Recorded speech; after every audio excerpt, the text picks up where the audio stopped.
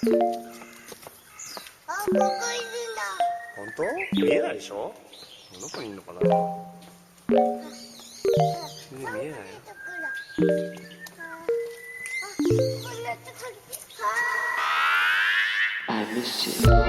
What's good, Internet? It's Friday, June 19th, and you're listening to Waypoint Radio, episode 322. I'm your host, Austin Walker. I'm joined once again by Gita Jackson. Hello. Returning to us after vacation is Ricardo Contreras. Hi, Cado. How you doing? Hi. I'm doing great. I have a cat.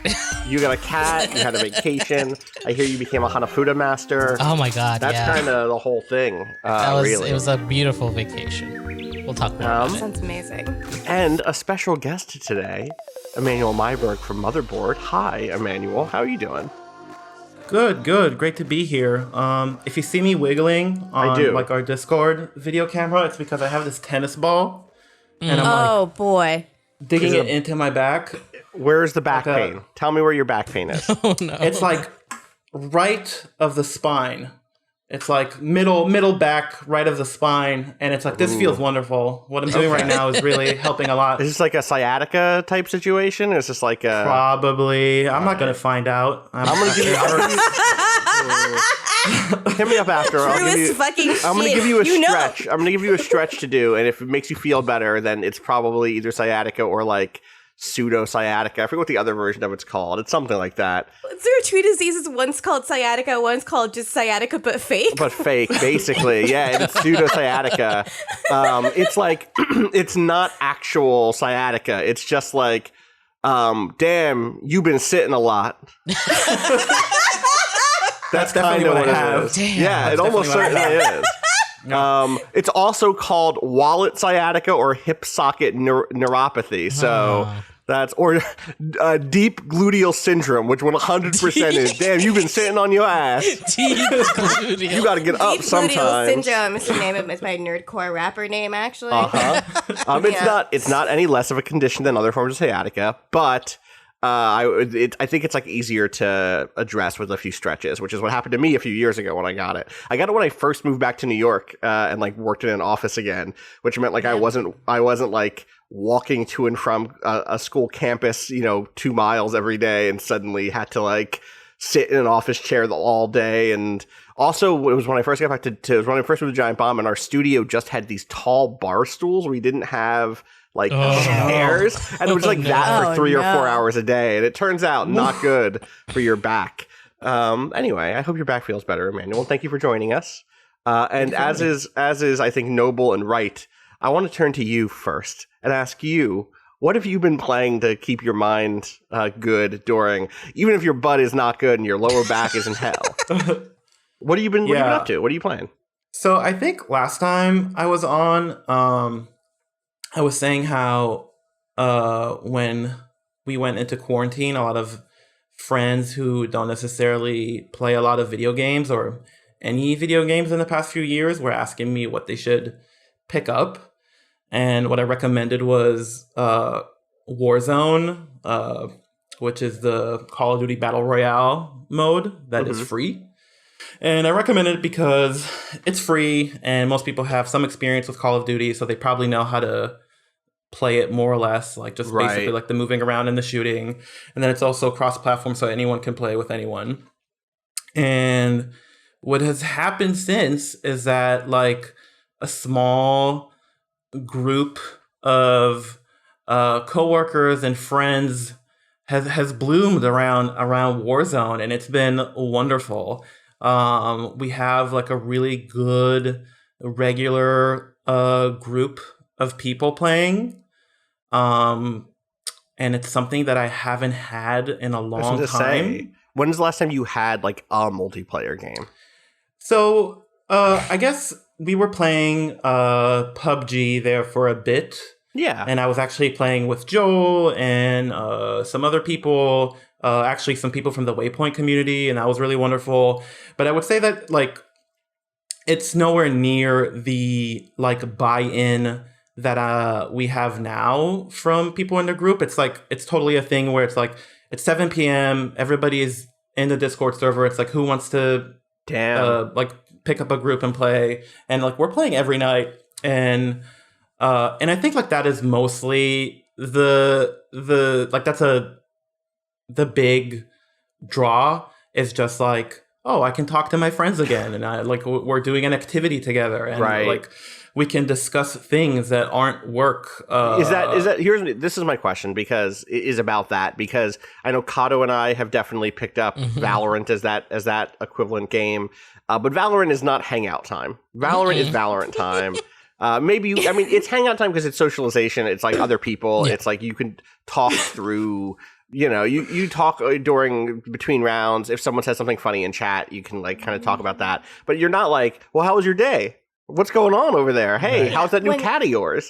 From my experience, when you're playing Valorant, you're mostly saying the names of locations that always have weird names. Yes, you're always saying, mid, bottom, A-long, hookah. They're coming through baths or showers, depending on who's on the team.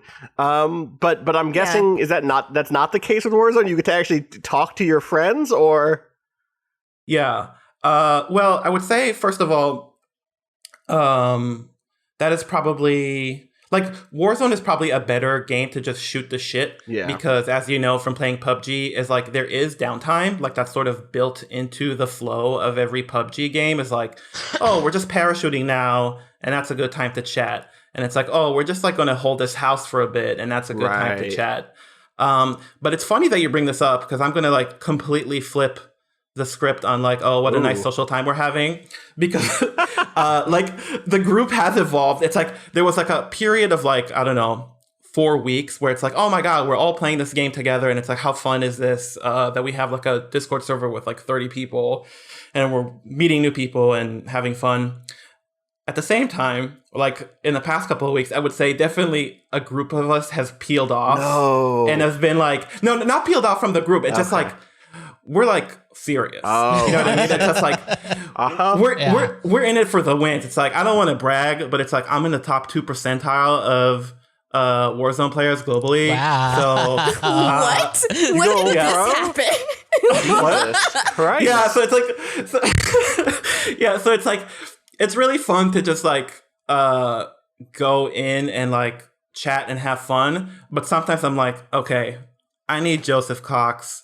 And I need, of course, it's Joseph Cox, Jordan Pearson, because it's like we need a W today. Yeah. You know what I mean? Yeah.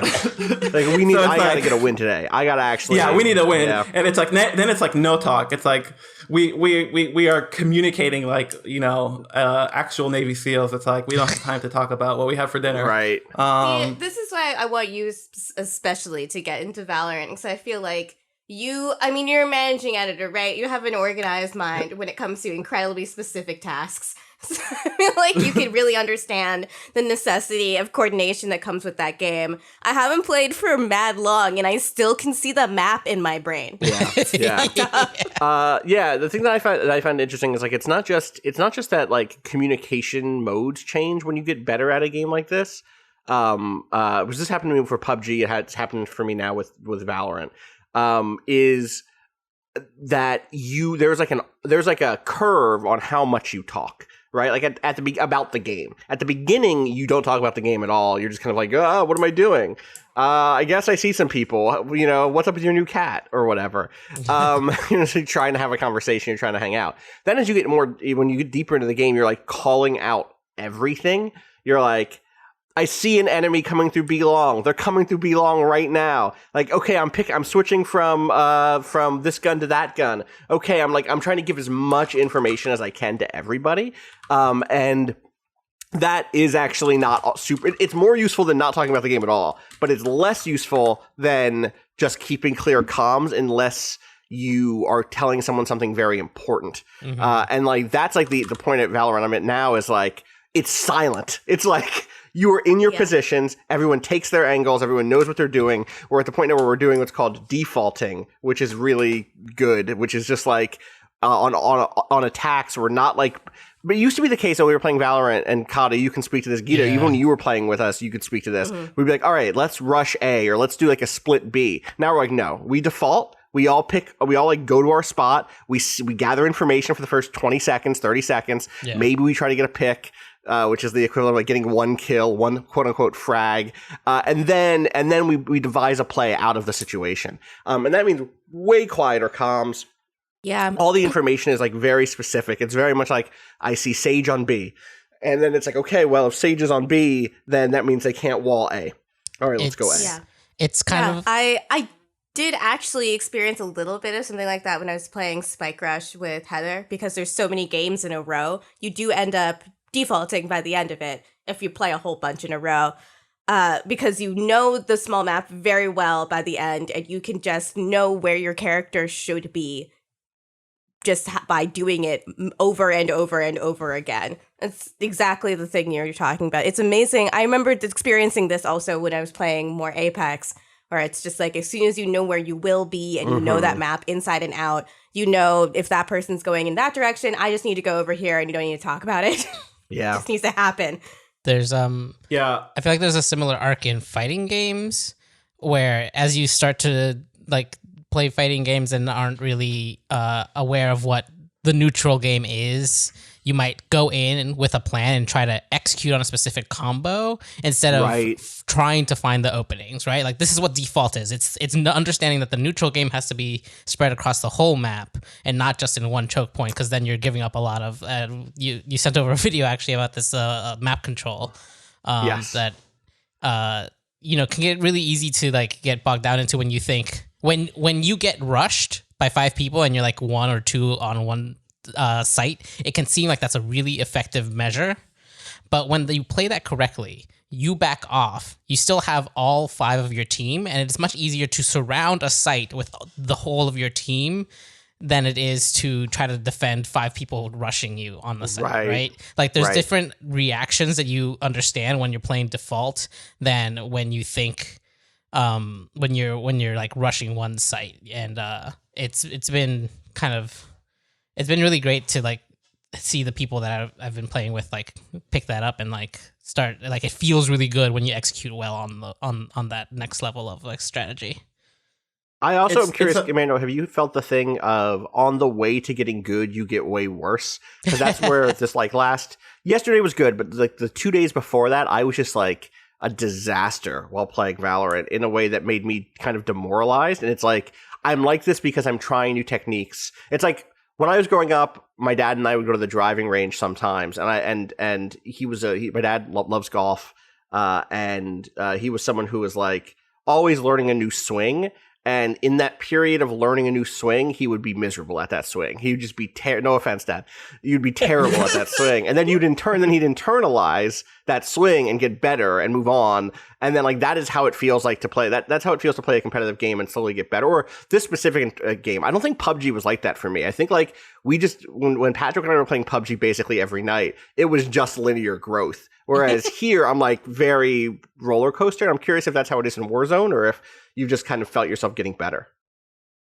It's definitely more like the ebb and flow you described, where you get really good and then all of a sudden you're really bad while you're trying to learn something new. I think a good example of that is snipers at first, for example, are really intimidating. Sure. It's like they seem really difficult to pull off, and then you get good and you're annihilating people. But another way it ebbs and flows is that it's like, honestly, Call of Duty is like one of the twitchiest shooters out there, and I really can't compete on that level, and I don't think anyone we play with can compete on that level. But the thing that I think we are finding success with and is really fun is that we're kind of just like writing the meta in a successful way, where it's like there's a week where Warzone has contracts, which are like these missions that you pick up in the game, right? So like there's a mission where you pick up the contract and you just have to go around the map and open different boxes, and you get loot from the boxes,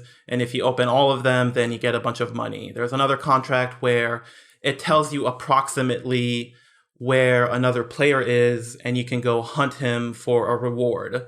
And then one of the most interesting things, I think, is a contract that is called Recon, where you go to a point and you hold it for a period of time, and that will show you the next circle on the map.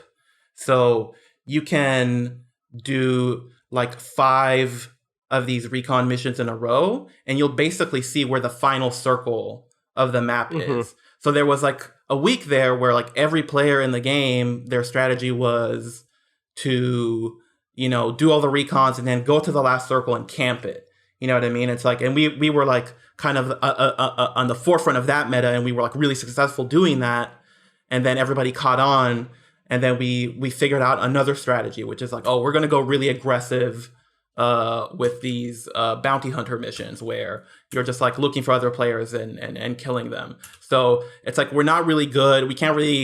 We're not phase level headshotting 360 no scope players, but we kind of just see what everyone else is doing and trying to like zig and zag around around that. And that's been really fun. I don't know if you can do the same thing in Valorant or it's too structured for that. It's you know, each patch has brought changes, and but the general strategy seems fairly set. What's changed the most, or what's settled, has been team comp, and I think we've just lucked into having kind of people who play most of the best team, or like the most required team comp at this point, which is Sage, who is a healer, Brimstone, who can like drop smokes.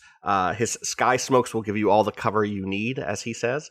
Then like some sort of an attacker, and then who else? I think, is it Breach, and there's a fourth like must-have person. I'm forgetting who it is, and that's frustrating. But like it turns out we like had that comp basically. I think it's Silver or Cypher. It's Silver or Cypher. Some sort of it's a intel. Yeah, I think it might be Cypher, but I don't remember now.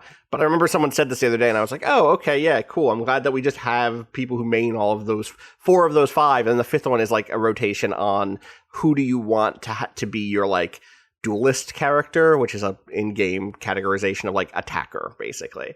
And it's like we do that, and then like, you know, we pay attention to like the way.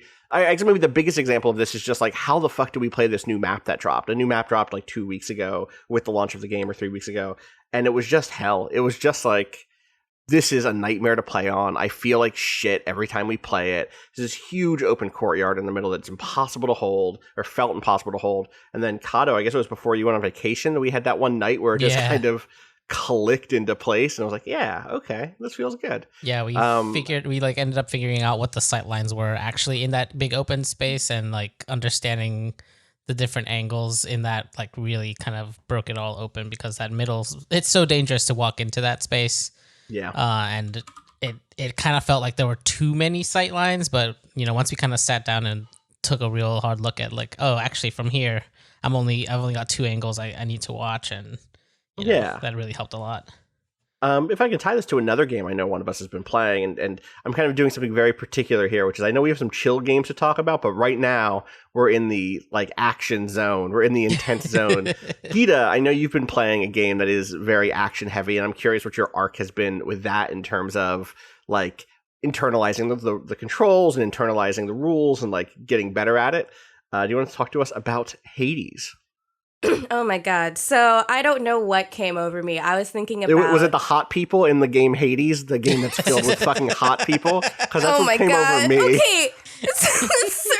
Everyone's so hot, and I used to be like way horny for the Greek gods when I was like just hitting puberty. Yeah. We were doing that section in like history class, and then I was like, all these people have sex all the time, and I can't stop thinking about sex. So let's just dive into this.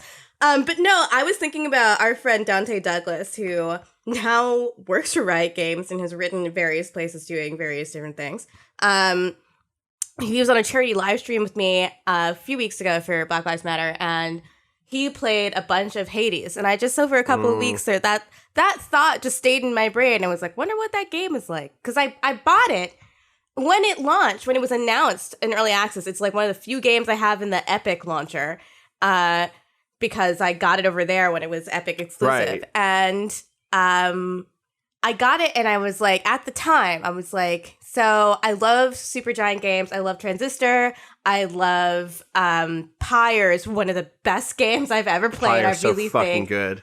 Pyre is just good on another... Pyre, Emanuel, if you don't know, It's basically just NBA Jam, but with feelings. It's like if NBA Jam was a visual novel. Yeah. It's really, really good. Do people not have feelings it. about NBA Jam? I have major feelings about NBA Jam. Pyre's like No. NBA Jam if there were ogres, and also you could make the ogres sad or happy based on your decisions. Has So Bill Clinton in you're it? also doing a large structural change and revolution towards an oppressed underclass. yeah. Yeah, Also, it has that's also one happening. of the best moments of voice acting in. Or like it's a gimmick moment, but it's the fucking coolest gimmick moment in a video game I've ever seen, and that's all I'll say about Yeah. that. People should play Pyre. It's got an announcer like NBA Jam, except he's got this old timey like he sounds like an evil British judge. I think Yeah. I would say. Yeah, which I think the and NBA he's- should adopt. Yeah, and he's rooting against you specifically, which rocks. Like I love every time you play it. Anyway, Emanuel, you'd love it. So Hades is their game that's a roguelike, essentially. Yeah. Like it's really difficult to describe it as anything else. It's a random rooms every single run. You get random powers, and you can level up like your character's base skills, but not the weapons permanently. Right, so you can get Right. more chances to do Death Defied, which is something where if you die, you can come back with half health.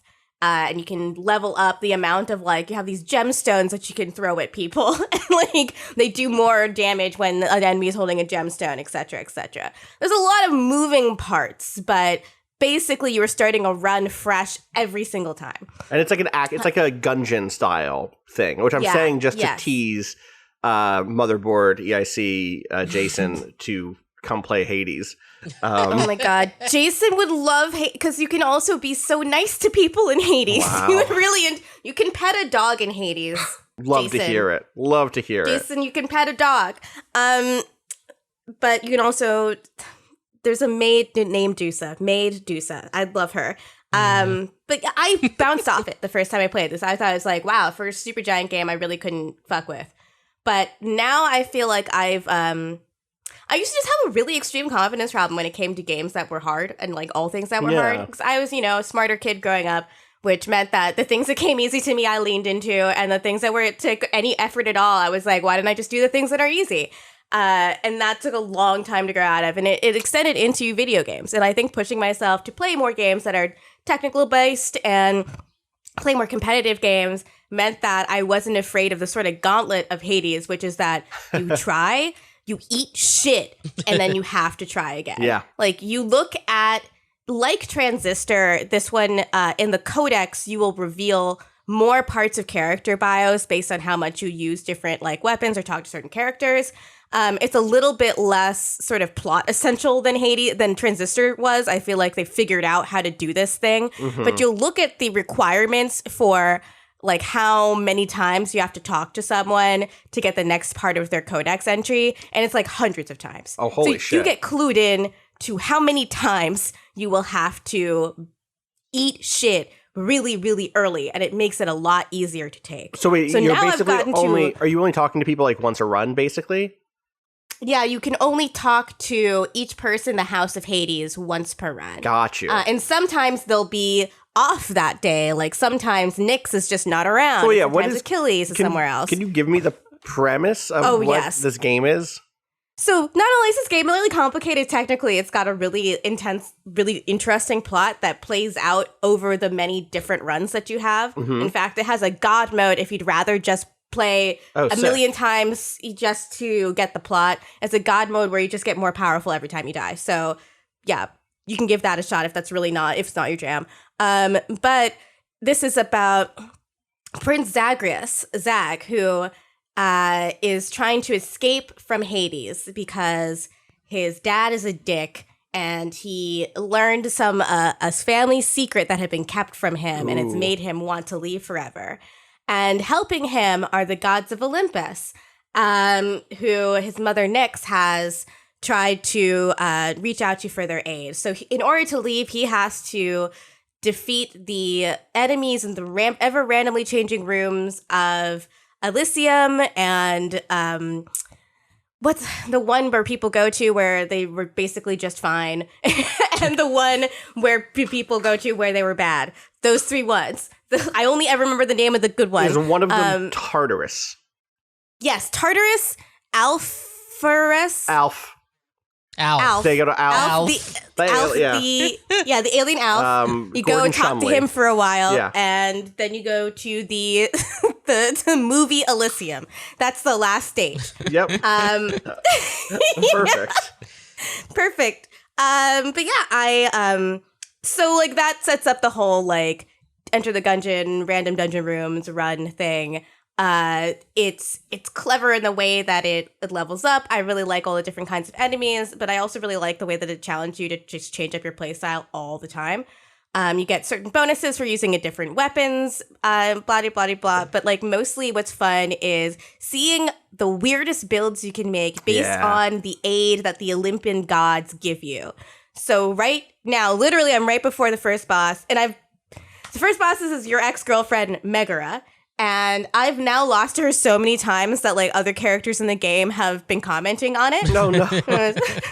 Besides, like, hey, old Meg's giving you a hard time, huh? And I'm like, shut the fuck up, uncle. Like, come on. You know that this is a hard relationship for me. Yeah. And I beat her twice, okay? Yeah. So it's really You know like, it's not like I possible. can't do it. Yeah. I just like, listen, she's been being really personal. It's getting to me. But it's so right now I have all these special boons that make my attack have more damage. Every time I get hit by something, I cast weak on the other enemies, like around me, making them more vulnerable. And I also have turned my cast ability into like a heat-seeking death arrow. Okay. And on top of that, I have Poseidon's Call ability, which means when I get a certain level of amount of damage in a level, I can press F and I will turn into like a watery wave of death, essentially. I'm impervious to enemies and I can just kind of run into them to hurt them. Awesome. And then on top of that, I leveled up my special. I'm using the boxing gloves also, which I've been finding really, really fun. So I've got, there's a bunch of really wacky weapons in this game. Like there's a sword and there's a spear and there's a shield, like basic stuff. But then you get like the boxing gloves. And then you get the like actual just literal gun. Like there's just a gun in this game. Listen, gods don't fuck around. Well, so there's a gun in this game and the Egyptians made it, don't at me. Say it's the gun. Like the gun is one of the better and more fun weapons to play too. Like it's really good at crowd control because you can hit everything from a distance, and then its special move is that you can send like a little rocket to a certain area. So it has like a little delay. So if you have a bunch of enemies coming towards you, you can very easily lead them into that pathway and then mow down the stragglers. This is a game about ancient Greece. Yeah. It sounds great. I will say, like, I have wanted to play this game. I'm waiting for it to come out of early access. It's still in early access, right? It's like nearly done. But yeah, Austin, they said I have in a the question. patch notes. I just Emanuel, if you're talking, I cannot hear you. say again. Sorry, no, go ahead. Can you not hear me? Yeah, we can hear you Oh, I now. can hear you now. Okay. I was just gonna say, why are we waiting? Because I'm waiting as well for it to leave early access. Because I And I'm wondering. Because I know if I play it in early access, I won't play it when it comes out. I won't. I will It like be does like, oh yeah, happen. cool game, and then Yeah. won't come back to it because that's what happens. I to mean, me in early yeah, access I didn't games. play it for like 2 years, right? Like yes. I haven't played it since it came out on early access. But I looked, and actually, they're saying that the last major update has already come out, and it's basically just a countdown till they were saying like late June they'll have more information on version 1.0. So, All right, well, maybe I'll like start any playing. day now, basically, you're going to be able to play this game. I will say, at its current state, it feels really complete. Right. I've heard what they're just putting in, or according to their own patch notes, what they're putting in is endgame stuff, a couple of more aspects for the weapons, and eventually you'll be able to turn your weapons into different forms of the same weapon, Ooh. have different abilities. Really, That there's so sounds many good. moving. sounds worth Every time you waiting for. think that you have like a handle on what's happening, the game throws you exactly the right wrench. Yeah, It complicates itself at exactly the right time. I feel like I it have been scales waiting very well. for this game in a more general sense for a long time because this style of like top-down action roguelike is really cool, but the things on offer in this space, I don't think have ever really spoken to me. Like, I know people love Binding of Isaac. It's just not my aesthetic. Same thing with Gungeon. Like, Gungeon seems cool. I never got deep into Nuclear Throne because I was so bad at it, and I know that if I had stuck with it, I probably would have gotten into it better. And then I'm trying to think if there's anything else even, what else is like that? What else fits in that? Recently, literally 2 days ago, I started playing this game called West of Dead, which is, it has a really cool mechanic and the action feels fucking great. Also, Ron Perlman is the main character, which is sick. You're like Western Ghost Rider. You're like a dude with a flaming skull head and like a cool red like cape in the undead Wild West, I guess. And it's like a twin stick shooter, but so you play with a controller. I guess you could play with mouse and keyboard, but I was playing with a controller. And the big mechanics are that, one, you can take cover behind like, you know, ancient sepulchers and stuff. Not ancient, but, you know, ancient if they feel ancient, even though they're presumably not that old, because it takes place during the Wild West, and they ain't ancient sepulchers of this build in these locations. But the big thing is that like there's almost like a lock on with the combat, and you have guns, and the guns, the rifle like gets more accurate and does more damage if you hold down the right trigger. You're like, there's a dodge button, and it's very like, some of the combat feels very John Woo. Some of the combat feels very like, I'm going to dodge behind this coffin and hide behind it. I'm going to slide behind this wall. I'm going to like bounce from one piece of cover to another. And that's like a different, and it's all very, very fast paced. So it's a lot different than what I expected in terms of like the gameplay. And I like it, but I actually don't think that I think the perspective is not very good. I think like it's not super good at like communicating the space. I don't know that the maps are that exciting. And so Hades has like defaulted to the one of these that I'm super excited about because I love how it looks, and because it's Supergiant, I bet I will love the world and the voice acting and everything else. And so I have been kind of waiting for one of these. For years now, and it sounds like it'll be out soon, like fully. Yeah, my thing with Supergiant is they always trick me into playing a type of game I never thought I would like to play. Totally. With Pyre, it was like a sports game. Once I understood it was NBA Jam, it became easier. But they were like really, really hyping the sports game level of this, and that wasn't quite my thing. And Transistor, I mean, that kind of gameplay was just very foreign to what I was playing at the time. Right. I can't remember the name of the first game because I'm a sleepy Gita that's been packing quite a bit. Bastion, yeah. Bastion, I don't think I would have tried unless it had gotten the kinds of reviews that it had gotten from so many different kinds of outlets. And Hades, I have not played any of the games you just mentioned, and roguelikes are not really my kind of thing, but they managed to figure out how to tell a narrative story like through a roguelike, which is really, really cool. The voice acting and the character designs are amazing. I have to say, it's really funny that all the Olympian gods are basically different. They all kind of have different kinds of posh British accents. It's very, very funny. Artemis has a very like lower jaw in received pronunciation, whereas like like Poseidon almost sounds Australian. It's like he's trying too hard to be gregarious. It's so funny. And then the voice lines are all like they're like messy people too. So they're always in contention with each other. Right. Some rooms that you'll have to choose one god's boon over the other, and then the other god will send a whole bunch of very hard to defeat enemies that have their boons against you. And if you win, you get both boons, but if you usually will lose. You usually will lose to one of them. I love it. I mean, it's also perfectly suited to packing, right? Because you can do one run and then be like, okay, I'll pack for another hour. Yeah, I haven't been doing that. I haven't been doing that at all. But you can tell yourself theoretically. Yeah, exactly. God. Well, it sounds good. I can't wait for it to come out. Let's take a quick break, and when we come back, we'll dial things down a little bit and talk about some games that are maybe a little bit more chill. So we will BRB.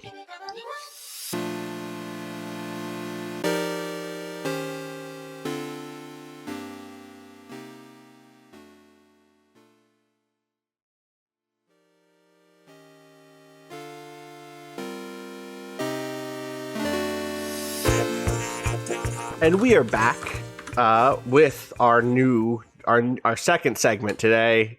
Games you gotta play to chill the fuck out. Though actually, I don't know if I might be speaking too quickly, Emanuel. Maybe I'm guessing that SnowRunner is the SnowRunners or SnowRunner? SnowRunner, yes. And I would say it is like 90% chill and 10% I am rage quitting out of this game and perhaps uninstalling it. But it's mostly chill and good. I like it a lot. It is. It's gotta be at least a little chilly, right?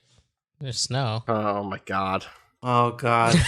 Ironically, it's like the game is called SnowRunner, and it's a sequel to this game called Spin Tires, which is a lot like. Have you played Spin Tires? No, I've just seen a stream or two of Spin Tires, so I know what it is. Right, and it's yeah, so it's like a game. It's a kind of like the Euro Truck Simulator slow game genre, and it's about like, hey, drive this truck from point A to point B, but most of the way there is through a very cut up, muddy road.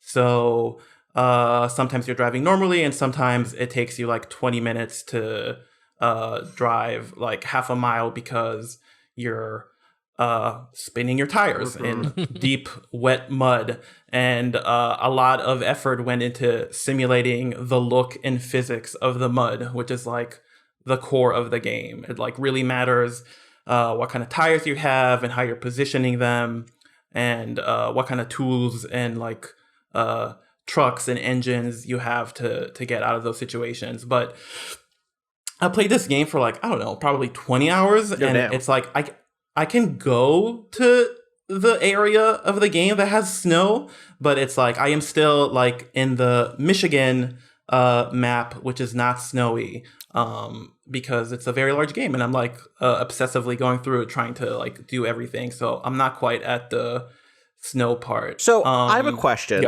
because I watched a little gameplay footage of this. I watched Alex Navarro over at Giant Bomb play some of this. Is this a post-apocalyptic game? Why aren't there any? Where is everyone? Where is the infrastructure? All of the roads have been destroyed. They're all muddy. Not all of them, but many of them. And there is no one else driving anywhere but you and your big truck that I've seen. Is there a premise to this game that makes it explains that, or is this just the sort of like abstract fantasy of being the one with the truck in the world where the truck will save you? Yeah. It is, dude, it is post-apocalyptic. I've always wanted to be the one with the truck in the world where the truck would save me. Yeah, That's also saying. my summary of Big Trouble in Little China. Yo, the first time I saw Big Trouble in Little China, it was after I stayed up all night watching the entire first season of Twin Peaks. A perfect mix. Really amazing time. Austin, you really cut to the heart of it, because it is post-apocalyptic in many ways. And like one way is that I've actually conned a few people into like downloading and playing this game. And what I said was, it's like, oh, did you enjoy Death Stranding? And they said like, yes, I really enjoyed it. And I was like, well, this is Death Stranding with a truck. Okay. Which is Truck Stranding. Right. Yeah, Truck Stranding. And it is really like that in every way. It's both, it's like that in like the moment to moment, where it's like Death Stranding at the end of the day is a game about like, I am going up this hill and I have to consider like every step and how I'm positioning my body and like what I'm carrying. And it's like, this game is exactly that, only with a truck. But it is also post-apocalyptic in the sense that it's like, I don't know if you've played any of the like the kind of Eastern European simulator slow games that I'm describing, but like Farming Simulator, for example. But the way those games open is just like no intro, no nothing. It's like, here's the game and you're in it. And it's like, no tutorial, go deliver it. Figure it out. You know what I mean? And I don't think that's like a very deliberate design decision. It's just kind of like messy that way. You don't think that's like a school of design that's like, hey, this is what we enjoy? I think to a degree, it's like, let's just get to the simulation and figure it out. But there's also like a lot of the game doesn't stop and explain like, oh, this icon represents lumber. Right. So when you see this, understand that like this is what the lumber looks like. It just like you kind of figure that out by trial and error. And I don't know, it just feels more like UI trouble and like tutorial text issues more than it does like we want the player to like slowly figure this out by themselves. It's like a mix of both, I think. Anyway, but like this game opens and it's like you're in Michigan and it's like there was a flood and now you're driving the truck around to like supposedly like pull this small Michigan rural town out of this crisis. But it's like there's no other people, there's no named characters. It's not like, hey, here's Farmer Bob and Farmer Bob needs you to deliver his food to town. It's just like everything is like there's 4 units of steel and they need to go from point A to point B and there's no explanation or anything. And it's like it does look post-apocalyptic and like everything is destroyed, the roads are destroyed, the town looks like a mess. And I thought it would be cool to like slowly, like one of the most fun things about Death Stranding is that you're delivering things, but as you're delivering things, you make delivering things easier, right? Like you're building an infrastructure that makes it easier. And there's some of that here in the sense that it's like there's a mission to build a bridge and then you can drive over the bridge, which is great, but it's like it's very small things. It's not like the town is always flooded and the roads are always ruined. Right. And it's never going to become a Euro Truck Simulator. Like it's never going to like, wow, we did it. We built a national highway system and now we can just easily go from point A to point B. Yeah. And it's also like there are like timed challenges, which are like one type of activity in the game. And then there's like these small, like go from point A to point B missions, but then there's like multiple part missions in every area, and those seem to be like the tentpole missions or activities in the game. And like the first big one is like build this oil rig, like help us drill for oil in Michigan, which seems like not first priority for something you would do after like the flood destroys. Yeah. Well, disaster capitalism being what it is. Yeah. Yes, we will send you supplies. Also, we need your oil rights, your resource rights. Yeah. But overall, it's been great. I know that you're a big fan of games where carefully laid plans like go horribly wrong. Oh, you do know that about me, yeah. And this is like the most of that I've experienced. There's like actually like when you're trying the last leg of this like oil rig mission is you have to take the drill from one part of the map all the way across it, and you have to go through paved road and you have to go through muddy roads and across rivers with your truck half submerged. And it's like you really have to build up to that moment, both in terms of like, okay, I need these kind of tires, I need a strong winch, I need a crane, you need all this stuff, and then you kind of accumulate that by like doing other missions, collecting money, getting the stuff you need. And then like you carefully have to plan out your way to the place where you need to deliver the drill, because it's like the truck is literally so big that it's not going to be able to make some turns or like go through some roads.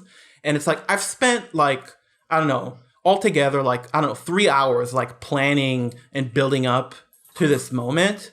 And then on the last turn, my truck just tipped over and the drill fell off and it was stuck in the mud, and it was like, okay, calm down. It's like, it's going to be all right. I'm just going to get another truck and like help pull that truck out of the mud. And it's like, I spent another 20 minutes like going out, getting a truck, driving it to that location. And as I'm trying to winch the fallen truck out of the mud, my new truck, my rescue truck, also tipped over. And now I have 2 trucks tipped over in the ditch.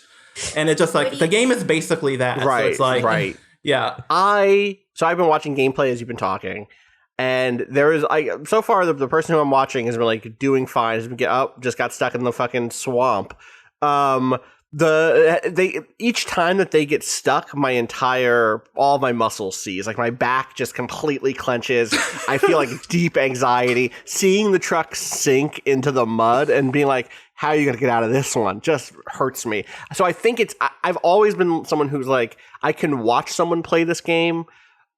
Or actually, maybe I'm wrong. Maybe I would be better playing this game than watching it, because seeing it and not being able to like help or like try to affect change is really, really stressful to me.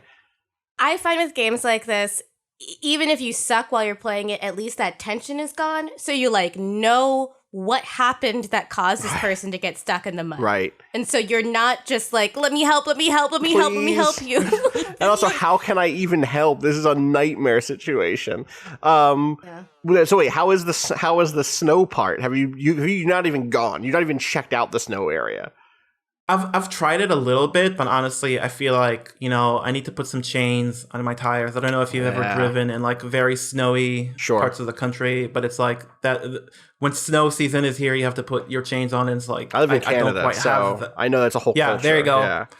Right, so it's like I don't quite have the gear for that. Mm-hmm. But I think I'll stick with it and do it. I will say, as a tip to people who want to try it, and also as a tip for life in general. It's like if you're in the mud spinning your wheels for like half an hour, like you're probably doing the wrong thing. You know what I mean? It's just back out and try something else. It's not gonna just suddenly go well. Right. You can't just force it. I really needed to hear that right now. Thank you. No, I think that's one of the things that makes these games really good from watching them is that like these are not, despite being games about trucks, they treat trucks as nuanced tools and not as big. I mean, you are brute forcing your way through, the mud a lot. You're doing things that other cars couldn't do, but when you hit a dilemma, the solution is, what tools do I have at my disposal? How do I look at the geometry and geology around me differently? Is this entire thing like busted because I forgot to measure twice, cut once, and like I was just gonna wing it on my way to the oil derrick build site or whatever, and instead I should have looked at my map and plotted out a route, and like that stuff is cool to me. I like games where preparation is rewarded and stuff like that. So yeah, I'm also like embarrassed to say this, but it's like I am more like cognizant of like trucks now. Wow. So it's like the game has these like, when it's loading or something, it's like giving you trucks facts. Truck tips. Truck facts. No, like facts. Like it's just like, hey, this is how many people in America have jobs that are like directly about driving trucks. And it's like, and this is how many, like, I don't know, things trucks do in our society, like deliver food and whatever. And it's just like, I mean, it's true, where it's just like driving trucks is a huge part of our economy. Yeah. And then, I don't know, I'm outside and I'm seeing like the truck like roll up to my grocery store and delivering food. And I'm like, yeah, you and me.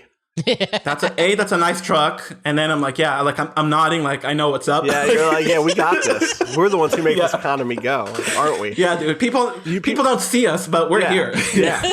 You're an essential worker too, That's right. Yeah. God. Yeah. Fucking damn it. Can I pitch you the kind of slow game du jour for me? And y'all can tell me if this is more or less stressful. There's a game that just came out called Hardspace Shipbreaker. It is in early access. Wait, that came out? That's in early access, Everything happened while you were gone. Yeah, you left now. Now it's time to cut up spaceships. Yeah.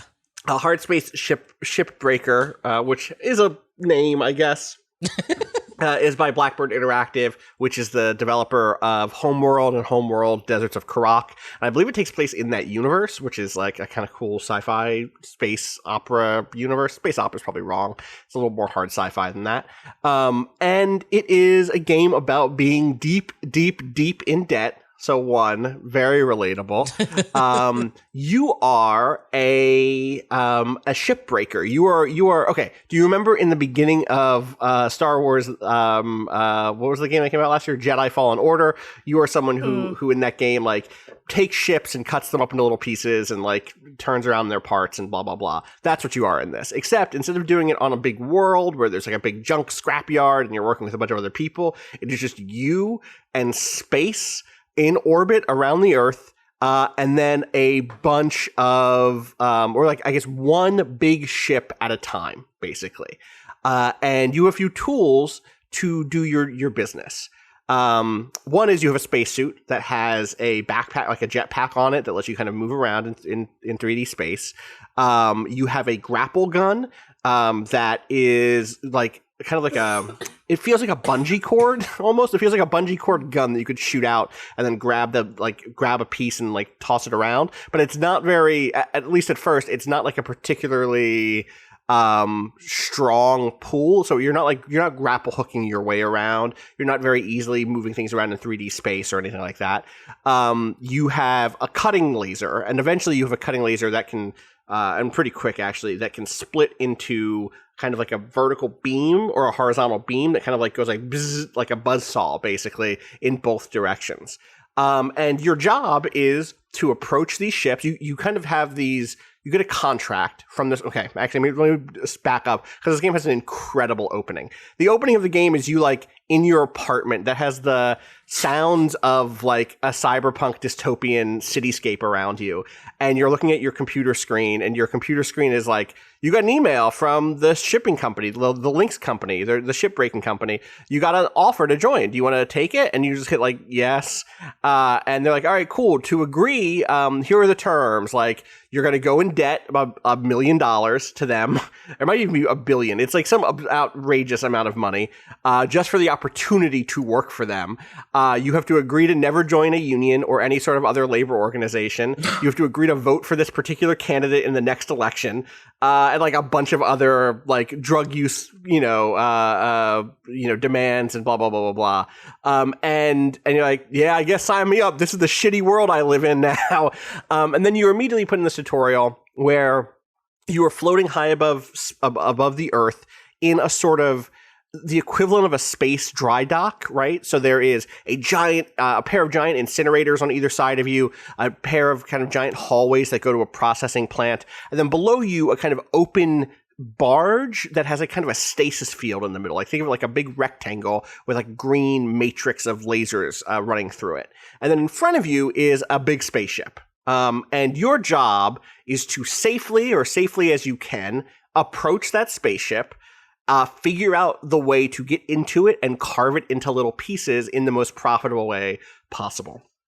There are certain things that are worth more than other things in a spaceship. So, for instance, the raw, aluminum that makes up the spaceship's shell is not as valuable as the nanocarbon, armor that goes around it, right? And so part of your job is like, well, how do I separate the nanocarbon from the aluminum? And the answer is you have to find cut points. And to do that, you have to go into this, like, very cool different vision mode that can scan everything. And it goes into, like, extremely, like, not even Tron, but like, late 80s, early 90s, like 3D visioning thing where everything is kind of flat shades. The structural elements are orange. The places you can cut are yellow. It's very pretty. And then you're like, okay, well, I can just go in there and just cut those. Like, wait a second. Is the ship pressurized? Because if it's pressurized, then if you try to just cut in the side of it, it's going to quickly depressurize and everything that's inside is going to rush out and slam you in the head and maybe kill you. Don't do that because then you'll need to get another clone. And if you get another clone, you're going to owe the company even more money because clones are very expensive. So then you're like, okay, well then let me just go to the airlock. Let me check out the airlock. And you're like, well, bad news. The airlock is fucked. The airlock is actually like busted on this model. And so you have to figure out a way to cut safely to get the depressurization as if you're creating your own airlock. And maybe you can find a part of the cabin that's already depressurized and make sure there's a hole there and then make the depressurization happen in that part. But also if you do that, maybe the ship spins a little bit because of the rapid depressurization. And you got to be careful of not getting hit and thrown off course. And you better make sure that you have your fuel levels up because if you get knocked far away, you can like get thrown so far away that you're burning fuel on your way back and end up being stuck in space and needing to try to like grapple and push your way back to the refueling station, which is terrifying. But eventually what you get is, and for, I'm describing things going wrong, but for the most part, what you get is the wonderful joy of seeing a thing and slowly cutting it into little pieces, taking it apart, being like, oh, you know what? This glass is worth more money if I cut it away from the cockpit and send that to the furnace instead of just sending the whole thing into the processing plant where, like, yes, they'll get the computers, but they're just going to throw this glass away. And so you just get this just incredible, it's almost like the feeling to me is a lot like building something, even though what you're doing is taking something apart. It's very much like the sense of building Legos or a model, but it's like the same thing as like building a gunpla or something, in that what you're doing is paying a lot of attention to the way things are connected and the way things are like put together in specific ways. And then you're also working with a set of tools that are not perfect. And that is really fun, where you're like, all right, I'm floating in 3D space. I have this cool cutting laser, but I can't get it like, you're not ever going to just be like, bop, bop, bop. You're never going to draw a perfect square with it, but you might get close enough. And that weirdness is so good, because what you end up being left with is, at the end of any given thing, you have all these extra parts kind of floating around. So you may have spent 2 or 3 in-game days taking this thing that was once, a passenger ship, cutting off the big engines on the side, sending those to get melted down for their raw material, going through the cockpit and slowly pulling out the computer and sliding it away, grabbing the reactor core, and you only have you've like a minute or something to get the reactor core safely into stasis, because otherwise it explodes. And so you have to make sure that you've like cut a nice pathway for yourself through this ship down to the stasis barge or whatever, and get that put away safely.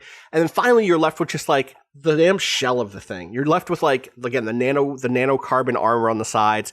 And you have one of my favorite tools in this game are these tethers that you get, which are these kind of blue lasers that you connect from a piece of the ship to another piece of like the area. So you can like shoot one next to the furnace or into the core of the processing plant, and then connect it to part of the ship that has been loosened, or like the connection to the rest of the ship has been removed, but it hasn't moved yet because it's space and it's just kind of free floating.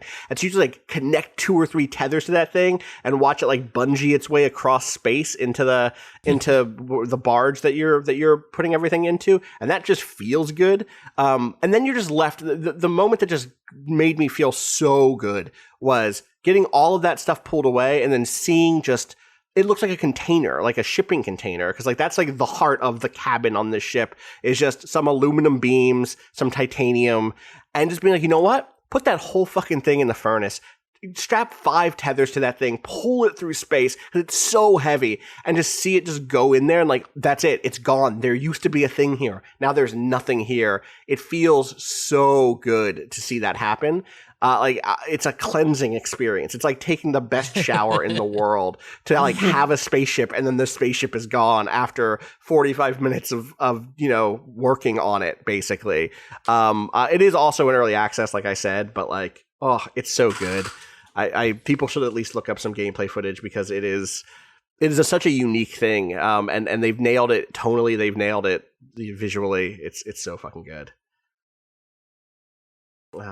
That sounds. How much That of video the game sounds good. Great. Austin. Thank you for letting me. How much of the homeworld stuff narrative like do you see? Because I'm actually like, I love the homeworld fiction. It seems pretty. I don't think that it's. I don't think that it's a big thing at this point, because, in fact, it must not be, right? Because the whole thing with homeworld is that you've lost Earth, right?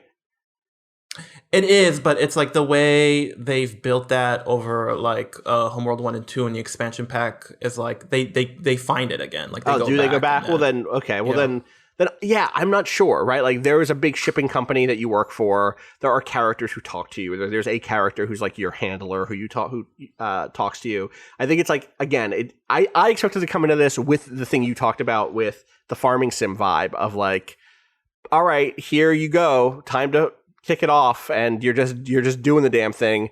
Get in there and start pulling these fuel canisters out or whatever. But instead, you get this like really nice narrative intro, and you kind of get a sense of the stakes in the world and kind of the way this is for everyone else who does this job. You definitely hear that like the last guy who did this, or not the last guy, your mentor used to do your job, but then something happened with one of his clones, and now he can't do it anymore. He's like, oh, the less we talk about that, the better. And I'm like, how did your clone break so bad? What do you mean? So yeah, I don't know that it's going to give you like the full narrative experience, but I would say that they're able to bring to bear their storytelling techniques or their ability to create a space that feels like a world, you know? I'm really enjoying it. It's a really fun way to wind down and just like take a cutting laser to a big spaceship and start moving through its different cabins and get a sense of... Who doesn't want to take a big cutting laser to a spaceship and start moving through its cabins? That's what I'm saying. I can't think of anyone that doesn't want that. Me either. Excited to try it. Cado, I know Honestly, you've also been... Yeah, y'all should give it a look. It is at least watch a stream. I know friend of the site Will Smith has been streaming it because I opened up Steam the other day and it was like, hey, here's your friend Will Smith streaming this game, and I was like, word? Did he say yeah? Is that just happening? What's going on here? The different Will Smith, but someone did just drive past my apartment like 2 days ago, blasting, getting jiggy with it. Shout out to that person. Thank you. Shout out to that person.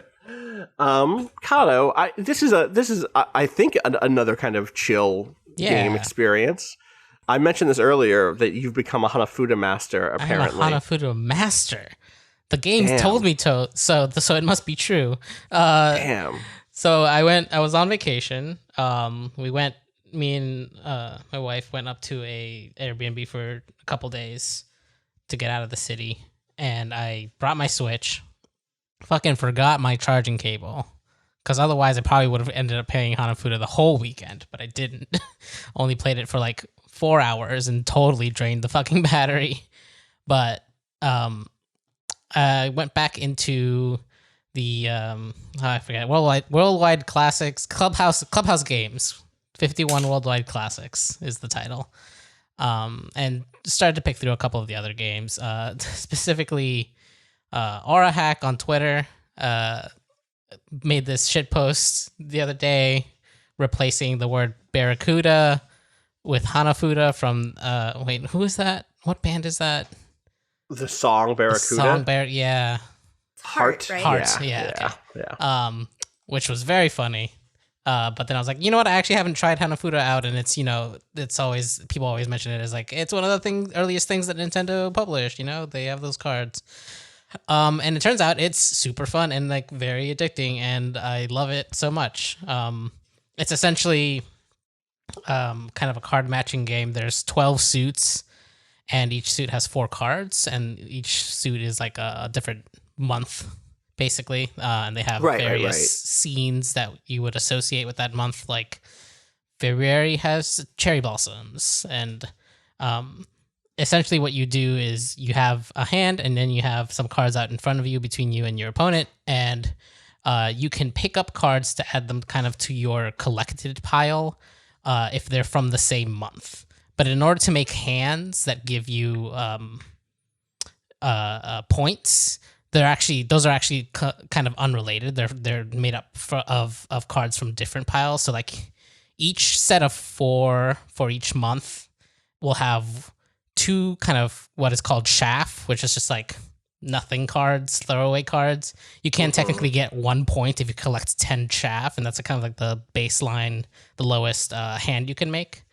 Then there's an option of like they're either called seeds, or some of them have animals on them, and like that's kind of like the second tier of cards that you can collect and like make a hand of 5 of those to get points.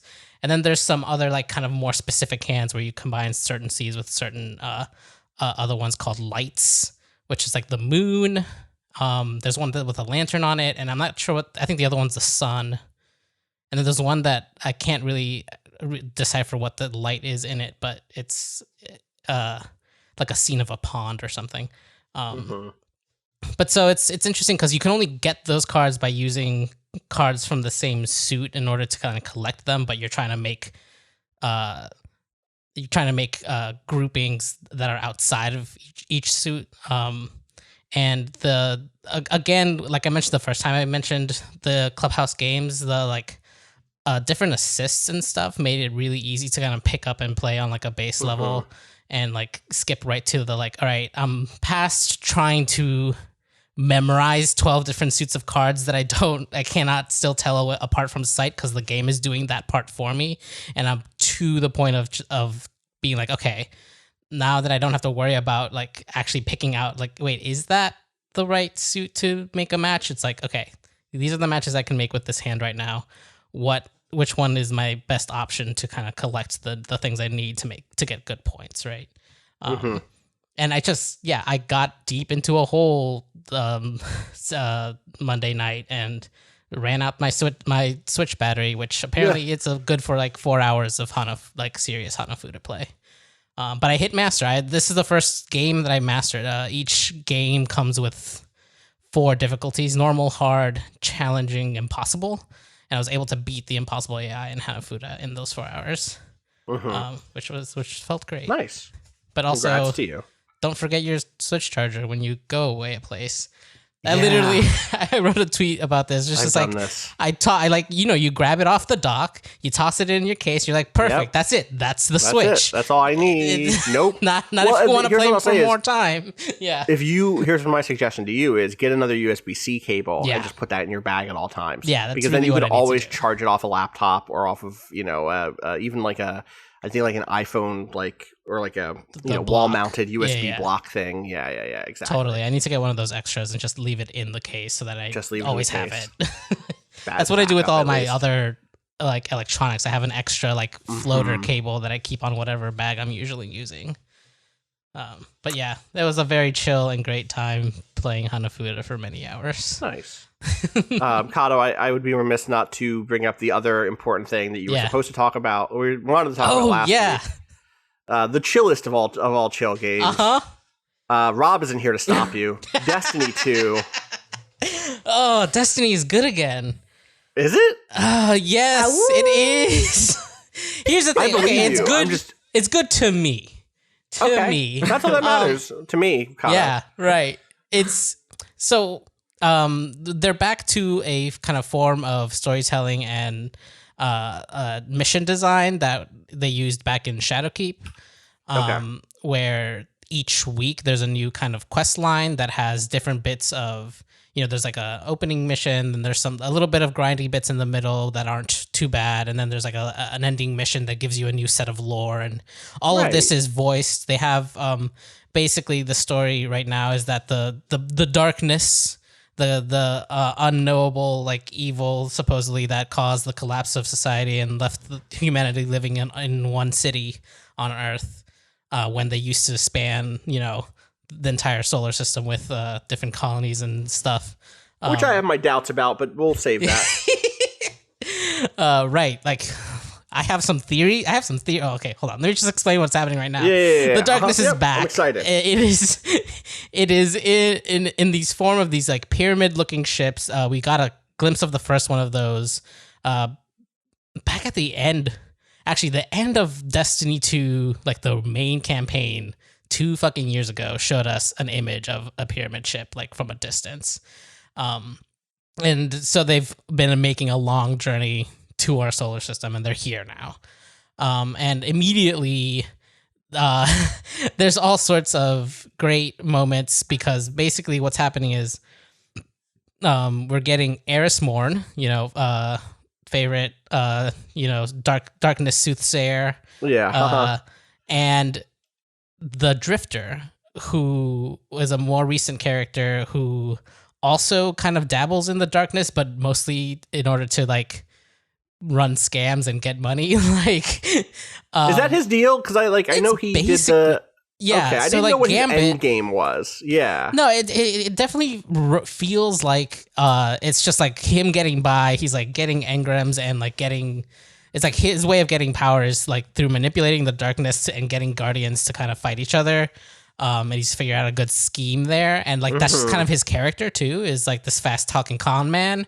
And you're getting them because they've had experiences with the darkness kind of being the point people for this expansion, which is some pretty fun, like interactions, having the like really kind of verbose and like slow talking Eris Morn, like throw shade at the Drifter in certain ways where he's like it's a good they have a good chemistry, so those parts have been fun where like the new there's a new what's it called, a public event that is kind of like the main focus, the main repeatable activity in this season, and it's basically the drifter setting up one of his pods that collects darkness energy under. So you're dunking motes of darkness the way you would in Gambit, but kind of out in the open world, and there's like increasing levels of difficulty and a couple of special mobs that like are a side objective to make it turn to a heroic version, which makes it even harder. You can get better rewards, the kind of normal stuff you expect from public events, but kind of pushed to the nth degree. Like they're the last like tier of the like, there's like 4 levels of difficulty, and like the last tier is kind of almost at the like level max, which you usually don't see in public spaces because they want to keep those spaces available open to everybody. Yeah, sure. Yeah, so like someone low enough level walks around and like they're just gonna get got by these things walking around. But it's fun, and you know, it's difficult in the right way where you're like you're not completely locked out if you're not max level, but if you've been keeping up, you can still engage with it. And at the end of the quest lines, there's also a moment that you have where one of the pyramid ships is parked on Io, which is the last place before Earth that the Traveler started to kind of terraform. And so there's this spot, which was like the last spot the Traveler touched before the Traveler made its way over to Earth. And what has sprouted there is this kind of like weird fantasy looking ass tree that the darkness has decided to set as its drop point for these like message dead drops that they're giving us. These kind of encrypted messages that only Eris can kind of decrypt because she's like worked with the darkness so much. And well, here's where we get to the bit where I'm pretty sure at this point, my theory, and this has been a joke theory for a while in the community, but is now, I think, I'm going to put all my money on this, is that the Traveler is actually an egg. It's a big, the giant white ball floating over the last city of humanity. I'm the Traveler. Is an egg. Traveler is an egg. The Traveler is an egg. It's an egg. The Traveler is an egg. I have a lot of questions. First, there's the superficial evidence. Each Look at that motherfucking egg. Look at that egg. That's an egg. First is that each season has its own kind of symbol that they put on like armor and gear, so you know it's like, oh, this dropped from this season. This season's is like a little circle with one of the pyramid ships inside. What's the season called again? Season of Arrivals. Okay. What's a bigger arrival than an egg hatching? The arrival of a new life. Something being born is an arrival. True. It's like got one of the pyramid ships in a little circle, and it's just like, that looks like a, they did The pyramid ships are the design. darkness, are like the darkness ships, right? Like they are literally pyramid shaped spaceships. Yeah. Big Necron energy. There's also my Warhammer fans out there. Right. Are those the zombie ones? Yeah, they're the zombie ones. They have big black. They are the darkness. Okay. They're not the darkness, but the next thing is that they announced the next 3 expansions for the next 3 years, the like big fall ones that are like usually the biggest ones, over on a stream, and the one 3 years from now is called Destiny 2 Lightfall, and let me grab the image for that. Lightfall, like Nightfall, but which are the weeklies, except what if we're running those against the Traveler, who's supposed to be made of light? Right. See? It's all making sense. And the here, let me drop this for y'all. The logo for this is a pyramid ship, kind of. I don't love keep your third eye open jokes, but Eris Morn literally has her third eye open. 3 eyes. So I don't love them. I think they're kind of shitty. But can you open that? Oh wait, that file is wrong. Hold on. What did you send me? The most I don't know. Get rid of the word noise. PNG. Just get rid of the word small from I see that. I see that. Yeah. Now. Yeah. What did you send me? Let's say- Wait, what is this? This is the Destiny has great lore by virtue of being the fucking dumbest shit in the world. Yeah, okay. you This know? logo is a black This is a pyramid inside of the shape of. So you could see how a circle. if I guess that's it's the traveler. You know, you can see if you look at the bottom, you see the shadow broken I parts see the where shadow, of the yeah. traveler that has fallen Yeah. off. So you can see how a pyramid ship would fit inside of the traveler and be an egg of a pyramid ship. So is your theory then that the traveler doesn't exist? All of the travelers are okay. Let me lay out. Rub my hands together like I'm Birdman real quick. So here's what we know. This is like real half remembered shit from when I looked at the app 6 years ago and was like, yo, that sounds dope. The Fallen believe that the traveler ruined their culture, correct? Yeah. Yes. And that they believe that they were loyal to the traveler for a long time, and then some shit went down, and they're like, yo, fuck the traveler, actually. Correct. There's sects. There's some of them still. Okay, sure. Because they I'm also painting with a broad brush. Yeah. No culture is a monolith. Yada yada. Totally. But like the servitors, for example, are them trying to chase the idea of a machine god again. You know. Right. Yes. So they're made from their own stuff. Yeah. There's no such thing as a traveler. Right. What if there are just the eggs? Is this what you're saying? Yes. And that during the gestation period, the egg lets off light because it's gestating. It's pulling the darkness in, and it's like reflecting light out. And people are like, yo, this is great. That's God to me. Yep. Look at this. I could live forever. But in fat, and then each time you die, you're really feeding some sort of darkness energy in and helping the egg gestate. Yep. And then the egg eventually opens, and it's like, nope, that's a big darkness pyramid or a dragon or some shit. I don't know. It's a darkness pyramid for sure. And There's then a it pyramid fucks in up there. your whole culture, and then you go, oh shit, there was never a traveler. There was never a traveler. Yep. I think part of the thing here is the traveler, as it's in its egg form, is absolutely kind of giving away some of its true intentions. The way that it fucked over the Fallen was absolutely in that it gave them all this power and then decided one day to just fuck off and take its power with it. And so things collapse out of them under this power vacuum. Right. And so it's just like, it's obviously benevolent to a point until it doesn't deem you necessary anymore or find something better, right? And it moves on. And hey, guess what? Peep game. Watch this. Get ready. I'm about to blow your fucking mind, Cado. Yeah. All right, ready? Who in Destiny 1, I actually don't even know what happened to this character. Whatever happened to the speaker? Oh, the speaker died. The speaker still around? Okay, well, guess what? Let me check this out. You ever look at the speaker? What? Let me see. Here's the speaker. Yeah. You ever fucking look at the speaker upside down? What's his head? No. His head is a fucking egg. That's an egg. Cado. That's an egg. No. That's an egg. That's an egg, my guy. Oh, fuck.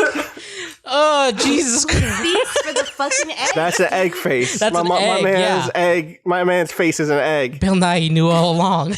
Wait, what did happen to the speaker? He died in Destiny. He did die at the beginning of Destiny 2, Yeah, right? he died at the beginning of Destiny 2. He also admitted at that point that he never actually spoke to anything. He's like, I'm a fucking phony. He was a fake space pope. Damn. Totally. Talking to no one. Don't Just you hate it when your space It was post a turns phone. out Yeah, to be a faker? I hate it. Yeah. Fucking gotta hate it. yeah. There's a couple more things where like Please give me your. the traveler was at one point the only known paracausal object in the universe, meaning that it broke all causality and like rules of time flowing in one direction until we found a pyramid, and it turns out they're also paracausal, which seems like a startling coincidence that the only two things that we've ever found that totally break these things are this round thing and this pointing thing. Man, he's fucking spitting right now. Cado, brother Cado. I love it. Look, Amen. Can I get an amen out here? Talk to me more about paracausality. Yeah, I'm about to start speaking in tongues, please. I'm so excited. Yeah, fucking each week we're getting new lore drops, some straight from Eris, and the first week was very it was very interesting. You have a moment where you're kind of headed towards the pyramid ship. And the pyramid ship is like, you don't need, like, it's speaking to you through your ghost. And it's like, why do you bring weapons? You don't need any weapons. We're here to save you. And then you get pulled away. And this is part of what's interesting about this conflict at this point, is that you get pulled away by a hive god. You get pulled away by Savathun, who has been hinted at since the beginning of Destiny 2. One of the sisters of Oryx. Okay, so she's a sister of Oryx. Yes. Okay. One of the last, the like, Witch Queen. This is one of the other expansions coming out, right? Yes, that expansion is, I believe, the one for 2021 next year. And you've got this idea. You've always had this idea that the darkness and the hive are kind of aligned in a way. Yes. And you always and there's always a question of whether or not the hive are actually beings of darkness themselves, or just like beings that feed off darkness or are interested in darkness. And we're getting this conflict now here at this point where the darkness, now that the darkness is here, Savathun doesn't want us to actually speak to the darkness directly. Which is throwing a wrinkle into like the ideas of what if any organization there is between these two entities. So that's also really interesting. Like Destiny is at its most interesting when it's got all of these different factions and it's actually doing something with them apart from putting them directly in contact with just Guardians, right? Yes. Like it feels now like this season so far feels like we're in the middle of something way bigger than us, and like we're not really equipped. We're trying our best, but like even though we are like undying zombies that can be resurrected forever, we are pawns in whatever this game of like, you know, gods is about to happen, and that's really like good shit. You and I talked back during Comic-Con that we had this conversation, Cado, about like what we wanted from the future of Destiny. Right. And I don't think we're going to get what we wanted because the lack of a Destiny 3 on that roadmap makes me feel like we're not going to get the thing where you and I were like, it would be sick if the next big Destiny thing allowed you to play as a Fallen, but also that it was like literally it ended up breaking down as around factional lines that like the Guardians and the Fallen were like fighting on the side of quote unquote light, and then the Hive and the Vex were like on the side of darkness, and then you kind of like throw in with one side or the other, and there's a whole new PvP angle and blah blah blah blah blah. And I don't think we're getting that, but what I think we're getting, what it's narratively, it actually sounds way more interesting than that, because it feels like they're actually treating these factions as more complex than that. Like the truth of the scenario is actually a lot more complicated than just the light versus darkness stuff that I think we both kind of assumed they weren't going to. Like I never thought it would be in Bungie to get that complex, or like look beyond like having this conflict be very easily translatable to you are shooting the bad guys always, right? Yes. Because ultimately the verbs in this game haven't changed at all. You know, it's still you shoot the enemies or whatever. But I still think they're able to build an interesting narrative around those aspects of the game, and it's still, you know, it has that thing where it doesn't feel as integrated as it ever could be in a game where like your verbs are matching up with that narrative, but it's still the much more interesting version of this FPS to have that sort of narrative be the backdrop to, you know, all of the activities you're doing. So we might get some small version of that, because it feels like this next expansion that's coming in September called Beyond Light, they showed an interest cinematic for it, and the interest cinematic has 3 people gathering, which 3 is a special number for Destiny and Guardian specifically because there's always been 3 vanguards. There's been 1 for each class. There's always been 3 elements, solar, void, and arc. And one of the big things that they sold this up front with is there's actually a 4th element that we're going to get, and which means new subclasses, which is exciting, but also like some new wrinkle into how the elemental system works called stasis. And these 3 people gathering, which were the Drifter, Eris Morn, and a long returning from the past, who knows how she got here, the Exo Stranger from Destiny 1, I don't have time to explain why I don't have time to explain lady.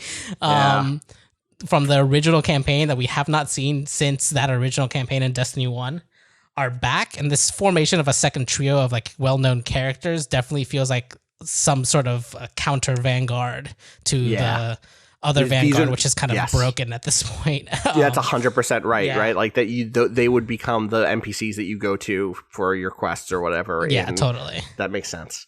Cado, I'm like galaxy braining as I look through the lore Wikipedia now, because I'm like, according to the lore book Unveiling, which seemingly narrated by the darkness itself, both the light and the darkness have existed before the beginning of time, and thus before the universe came into existence. That is literally the chicken and the egg. The question of like what came first, the light or the darkness. And if if their fucking big reveal is literally a chicken or the egg joke, I'm going to shit myself. Oh my god! Oh, I used to be like from the beginning.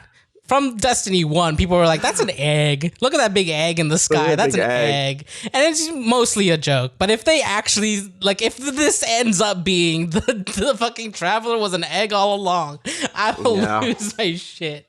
But I'm also ready to bet on it. I'm also like, that's what absolutely where they're going. And I'm loving every moment of it. That I love about Destiny lore is that they start out with really engaging and interesting premises, and then they're like, what if the resolution was 90% dumber? Yeah, that's exactly right. Well, that's my fear. It's like the It's Always Sunny approach to storytelling, right? The highs are really, really high, and the lows are really fucking low. Fucking low. They really are. They truly are. So the gang finds out the Guardian was the speaker was an egg. Yeah, exactly. Oh God. Well, it's T-3 minutes until the Sailor Moon Color Pop collection restocks. By the way, hell yeah. Refreshing that page. Great. Cado, thank you for keeping us up to date. I'm so glad we came back to Destiny to talk about this. Like hearing the thing that's still fucked up to me is just like anytime we talk about Destiny, I'm like, I want to play Destiny, and then I play Destiny for like 4 hours, and I'm like, this still isn't exactly what I want from it, because what I want is a game that digs into all of this stuff all the time, and it's not that, and they shouldn't make it that, because that's just for me. I know that's just for me. Maybe they should. I was gonna say this is a good season for that. It feels like, because you're getting a lot of that in even like in mission, in cutscenes, like that's not just regulated to the lore books, which is a big problem. Where like in mission, you would be like, you are the Space Cup, go shoot the baddies. And like, that's all you would get from the voice actors even. But this time around, it feels like a lot of that is being integrated. You're getting kind of a little extra flavor from the lore, instead of the lore being where the interesting stuff is, and all of the in-game cutscenes being kind of like, we're not really talking about this very much. But yeah, this definitely would be a good season if you're interested in that stuff to hop back in. Especially as they kind of ramp up to the September thing, which should be really interesting too. I'm loving it. I'm loving Destiny again. I'm sorry. I have been thrown off because I got a PR email just now, a press release. I don't know if I should even broadcast this, because this feels like it's too... I feel like I don't know if I should trust it. Normally I just trust press releases when they come in, that they're telling me the whole truth, and that I can believe them and just repeat verbatim whenever it comes in, obviously. Because, why would a PR person lie to you about something? But this one says, Billy Mitchell, Donkey Kong and Pac-Man champion, has been vindicated by the Guinness Book of Records as they reinstate all of his previously rescinded records. After an investigation into the reports that Billy Mitchell cheated, they have decided to give back his records in a decision made announcing that they are legitimate records, that Billy did not cheat. Wow. It took more than 2 years and an abundance of indisputable facts, eyewitnesses, and expert testimony to prove all of my records were legitimate, says Mitchell, who helped transform the category from the arcade into a competitive international sport. Fuck off. Well, fuck that.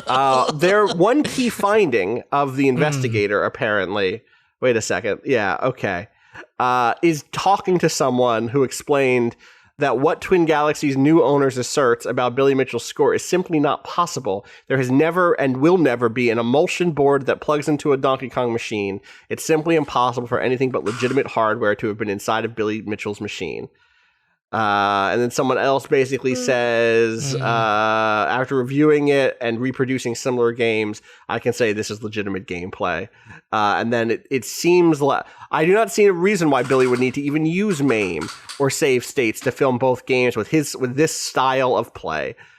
So this seems a lot like he paid some people to say that he was so good at gaming he'd never need to cheat. it seems like that. I would not explicitly allege that, because the end of this is view lawsuit at blank. It seems like it, but it could mean anything. Who could say? Also, I clicked that link and it doesn't go to anything. This LA court case doesn't exist. It's amazing. This link is Wow. broken. I wonder if there was a lawsuit. Was there a lawsuit? Did he win a lawsuit? There was. Heather Alexander was covering that before she left to do the other side of the thing that we do. She was covering that. There was a lawsuit, and she was talking to these people like every day for a while. So they care a lot about Donkey Kong. They do care a lot about Donkey Kong. You know what? That part, that's beautiful. The part where they care about Donkey Kong, that's beautiful to me. That's video That's games. what I call Fuck. beautiful to me. Well, now I gotta. Okay, I hope someone Yeah. digs into this and gives me all the details. And anything else anyone wants to shout out before we wrap things up today? I gave myself a sick manicure just now. Hell yeah! Oh, shit, the restock started. Get your color form. Good luck, All right. Emanuel. thank It's you. always good to have you on. Where can people find you on the internet? As always, ass.bargains is where you can find me. One more time. Ass.bargains. Ask.bar. Yeah. Uh-huh. Mhm. I always Thanks. forget. Yep, every uh-huh. fucking time. I always forget. Where do I get those bargains? Wait, Emmanuel, your fucking Twitter icon Your is Twitter an egg. icon is an egg. What do you This know? is what I'm saying. What I'm do the you know? traveler. It's me. I'm inside the egg. Tell me your secrets, egg. God. Sorry, I was thinking about Destiny. I was like blank, just like, what else? What else fits the egg? We need to stop this. You can find me on Twitter at Austin_Walker. You can follow everything we do, twitter.com/Waypoint. Hey, Emmanuel, I want to send a thanks to whoever created the new Vice Games internal channels and just called them Waypoint again. It's happening, baby. One by one, we're going to fucking take it back. We're gonna win it back. We're in a new Slack now. Yeah. This is the third new Slack this year. The second new Slack I've been in this year, I guess. I am in I think that 1, was 2, Jason. 3, 4, 5, 6 different Slack Oh yeah, not rooms, but like Servers. 6 different Slack server. servers. Yeah, and they're all yes. they're all for work. they're all for yeah. work, and some of them Yeah. are done now, right? No, Yeah. Wow, you're in Really? 6 currently. I'm in. Yeah, Damn, I'm in 4 different active Slacks that are work related. Yes. Same. unbelievable. Yeah, 4. Janice and I are DMing now because the fucking Sailor Moon thing sold out in under a minute. Jesus Christ. That's depressing. I know. Damn, it's like a secret Wow. drop. We're so upset. Yeah. It's like one of the best palettes they've ever done. It's hyperpigmented, so it actually shows up on like brown people. Damn. I'm so upset. I'm And it's sorry. Sailor Moon. Anyway, I was not listening at all to anything anyone. Where can just people said find you because on of that Twitter to response. find out more about everything going on in your life, Gita? At XOXO Gossip Gita, look there to see whether or not I got this palette. Good luck. I hope you get the palette. Thank you. Cado. At A_Cado_appears. You can see pictures of my cat. Please go see pictures of Cado's cat. Cado's cat is adorable. so It's a beautiful, beautiful cat. Love I this love cat. her. Takes a Love pet her like so no much. problem. Yeah, Truly, absolutely. truly does. Yeah. All right. And as always, you can send questions into gaming@vice.com. We'll try to do a question bucket episode soon. I know that we got some piling up in there. As always, also, thank you to Bowen for letting us use the track Miss You off the EP Pale Machine. To find out more about that at waypoint.zone/BOEN. I hope everyone has a good Juneteenth. I hope everyone has a good weekend. I hope everyone continues to protest and make noise and continue the struggle for justice at home and everywhere else, honestly. Until Monday, where we will be back on Monday, I believe. I hope everyone, as always, says, fuck capitalism, go home.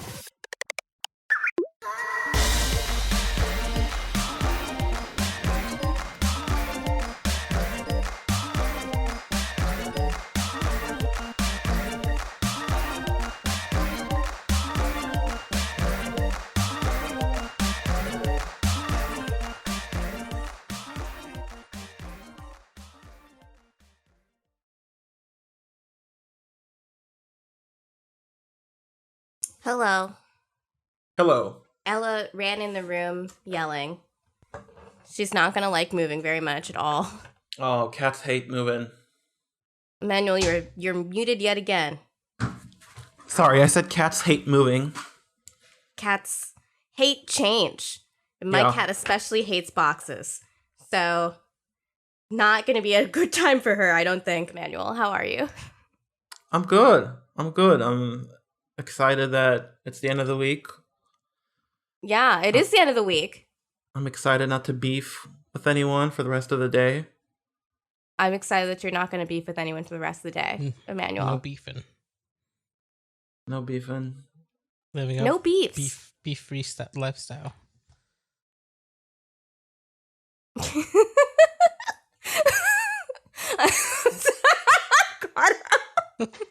You're really great. I'm sorry.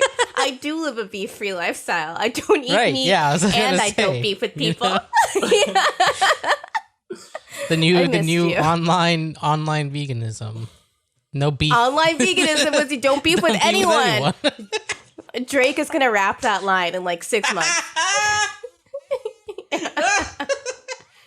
Oh fuck! Tell me I am wrong. No, I am it's not gonna happen. wrong. Yo. I finally listened to the Tusi slide, and Drake sounds like he's in prison and he was forced to record that song. I don't know. What's happened to popular culture? It's in quarantine. Boo. See. What day is it? It's 18th. Am I expecting anything? What Yes, I am. day is it? Wait, we have an extra day. It's not the end of the week yet. No, we have Juneteenth off, dude. The fuck? Yeah, it happened yesterday while you were out. We were told we have Juneteenth off. Yesterday while you were out, we got an extra day off, and Pokemon Snap was announced. Oh, fuck. So welcome back. Now fuck off. Hello, I am back. Hello. I just told Cado that we have tomorrow off. Do we? Missed. Yeah. Yeah, Juneteenth, baby. Free the slaves. Did Vice? We can take it off. But did Vice Vice- tell you? Jason wow. told me. Okay, Yeah. good. Shout out to Jason Jason. is Vice. Yeah. Jason's Vice now. Sorry, Jason's Jason. Vice now. That's on you.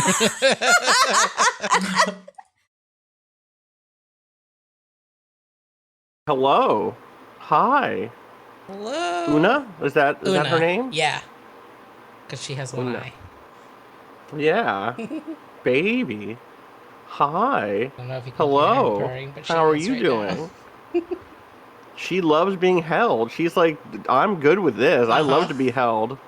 She's very cuddly.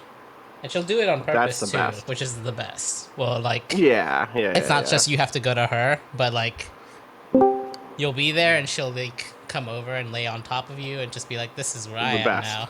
It's amazing. Hi. I love her so much. I'm The back. absolute best. Hi, Gita. Look. Say hi to Una.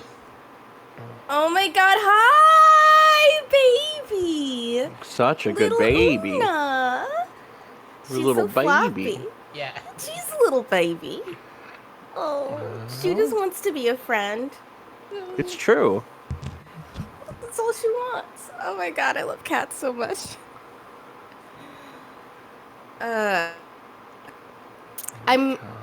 I'll save it for the show. Never mind. I was going to talk about a video game, but you know what? The fool's mistake to talk about a game before the pod. Going for a pod. What's the game so I know how to throw to it? I'm playing Hades. Oh, nice. I've just started playing a ton of Hades every yeah. day. Hell yeah. It's really fucking good, but I'll talk about it on the pod. Cool. Yeah. This feels bad on my end. Yeah, you're quite Yeah, it's bad now. awake. It's bad now. Yeah, it's not good. Just wanted dude. to show y'all cat. Good cat. I love that I cat. mean, I I want to meet really that am. cat. I really want to meet that cat. Yes, she's amazing. So beautiful. She's so beautiful. She's it's great. absolutely driving me wild. I love her. Hello, I love her. Emanuel. I see your face. Hey. Hello. It's I love her Emanuel. stripes. The stripes go on her belly. It's cute. Oh, the stripes are so cute. Did she have a infected eye? I didn't actually ask what happened, but they removed it surgically, which is why she's wearing the cone, and also spayed her at the same time. So it's like double duty. Yeah, makes sense. Yeah, you might as well. If you have, the eye has to go, just do the other thing at the same time. Yeah. What's really adorable is that because she can't like lick her paw to kind of like rub her face, she's taken to coming up to me and like licking my fingers and then just like rubbing against my, like using my fingertips as her paw instead to clean her face. Cute. It's Very cute. impossibly adorable. I'm going to die. Cute. I had a friendly cat, but this is the friendliest cat I've ever met in my fucking life, and it's a fucking joy. She just wants to be loved by Cado specifically. That's what she's asking for. Oh no, what's great too is that actually our last cat definitely favored me over Christina. But immediately she's like, everyone, doesn't matter, which is a very good thing. That's so great. Like my last cat, like didn't hate Christina or anything. She would still cuddle up to her, but she like would always like when we're both sitting on the couch, she would always kind of come over and sit on my lap for some reason. Like I don't know why she like stuck to me. This cat is just a slut. This cat just wants everyone's love. Yeah, everyone's love. Wear it with pride. She just believes in free love. I understand that. You said that human beings are most well suited for monogamy. Anyway. No. Just had that conversation so much.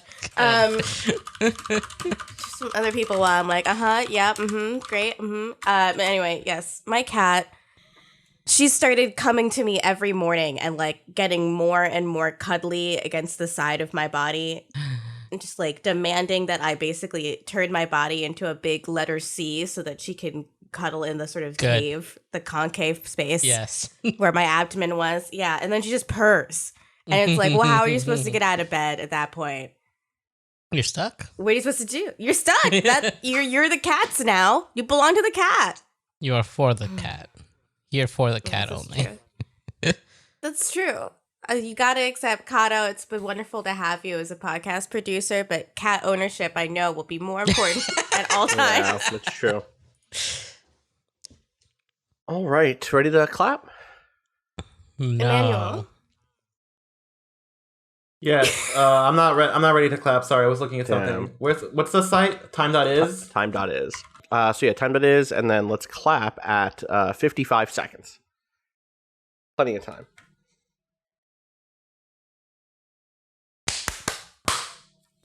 Nice. Did we get 4? I think so. Okay. Everybody clapped. So one point that we didn't hear one. I didn't hear one. I heard 3. I heard myself and 3 others. Okay. I was like, wait, okay. All right.